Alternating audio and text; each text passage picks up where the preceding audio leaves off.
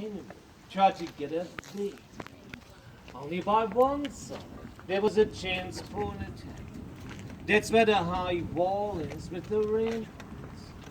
All the people were standing on a high position on the wall, shooting down on all this enemy.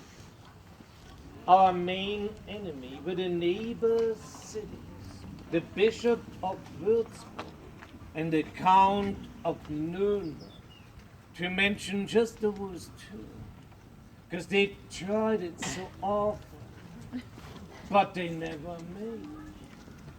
This city wasn't taken until the 30 Years' War, which lasted from 1618 to 1648. And there's one detail you should know. We got the city rights 1274, and Rodenburg was conquered first time in 1631. Not bad. But then it happened in only 3 days, and it was changing everything. The one who did it was General Tilly, leader of the Imperial Catholic Army. He was approaching Rodenburg end of October 1631 with an army of 40,000 men. And their original plan was just passing by, which would have been better. But unfortunately, something came in between that stopped them on their way, that stopped 40,000 people moving on. And then we had a problem. But guess what was it? Winter. No. The answer is kind of easy today. Now. Rain. It was raining like crazy for a whole week, night and day. And you can maybe imagine what kind of streets people got back in those days. It was all mud. And his troops got hundreds of carriages, wagons, cannons. They got stuck in the dirt running out of food. They were all hungry and freezing, because after the rain it got cold. So there was a huge army in a desolate situation.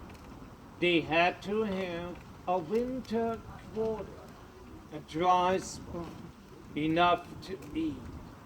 And the general decided that we should let them in and supply them for the winter. This was a bad news. We were 6,000 and they were 40,000. We were Protestant, they were Catholics, and it was a religious war. Plus, they were not nice guests, not soldiers, but mercenaries. The only thing they wanted was plunder and steal.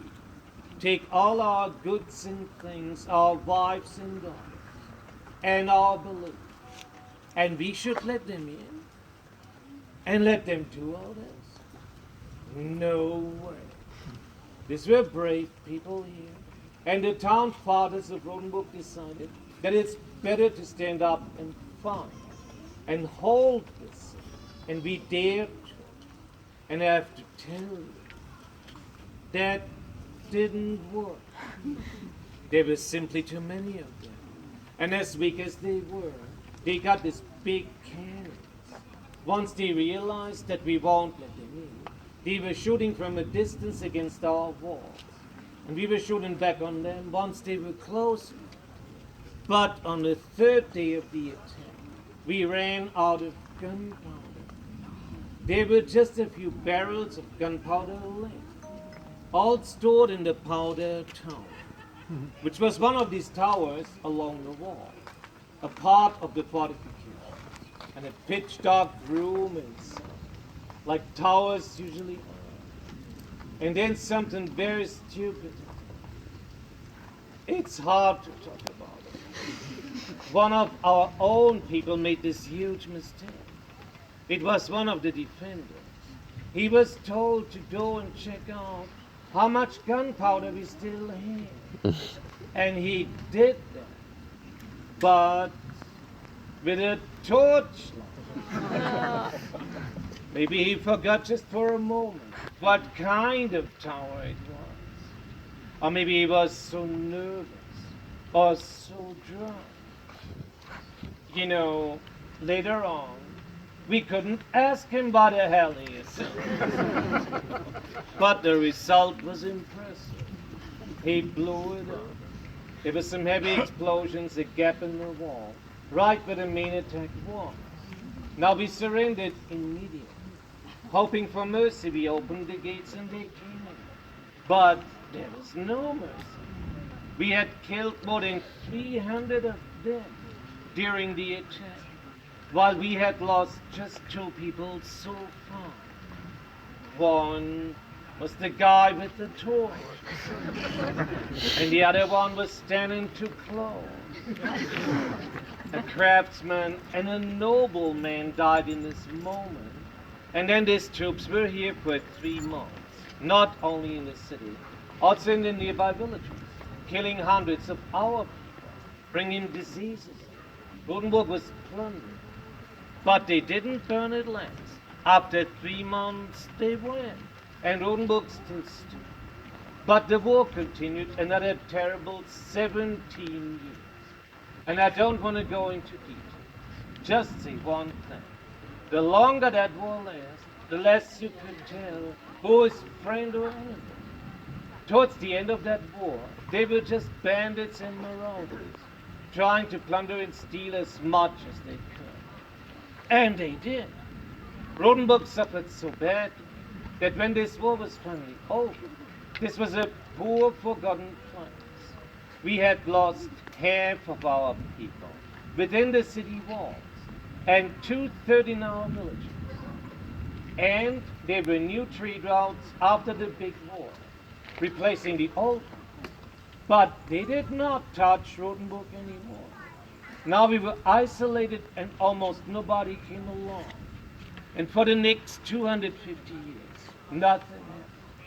People had no money to modernize this city. And that's the only reason why it's so well preserved. It was preserved by poverty. And the wealth of today bases on poverty of yesterday. We just had to wait long enough until tourism started. It took forever. And we didn't know it's coming. But then finally, 1890, there were some famous painters and poets showing up here. And they loved this place. And they talked about it to newspapers and magazines. Things were published, and soon after, people would come. Tourism began around 1900. It was a slow start. But since a few decades, Rotenburg is world famous and rich again, like it was long ago. Sure, in between, there was a long break when nothing happened at all. But here we are again, back on the map, with your support. Good to see you.